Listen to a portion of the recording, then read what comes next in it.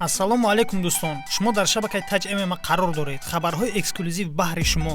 Дар ягон ҷо ба ҳузур шита лайка зеркнед, мо боша видеоролика сар мекунем. Рафтем.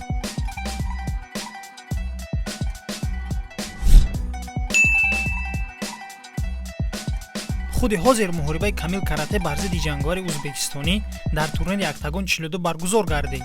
Чемпион оид ба варзиши карате Қамареддин Ҳасанов бо як бекфисти олӣ ба Одилхон зарба зад. Пас аз он Одилхон Камилро дар ҳолати боғӣ кардан дошт. Дар ин муддат ҷангавари мо таслим нашуда истода буд. Ҳамин ки аз таги ҳариф баромад, дарҳол ба довар дасти худро нишон дод ва дасти рости Камил шикастагӣ буд. ин ҳолати даҳшатовар аст, чунки дасти ӯ ба пуррагӣ хам зада буд. духтур идомаи ҷанг карданро надод ва ҳамин тавр дар ин муҳориба ҷангавари ӯзбекистонӣ ғолиб дониста шуд. ба ҳар ҳол ба ҷангавари тоҷик чӣ гуфтаниям? рӯҳафтода нашав, зеро мо ҳолу дастро барқарор мекунем ва реваншро ташкил мекунем. ин кор ҳоло дар ин ҷо ба охир намерасад. хулас, барои пайгирӣ намудани хабарҳои поп MMA лайк гузоред ва пайгири шабакаи Taj MMA бошед. То видеоролики навбатӣ, хайр.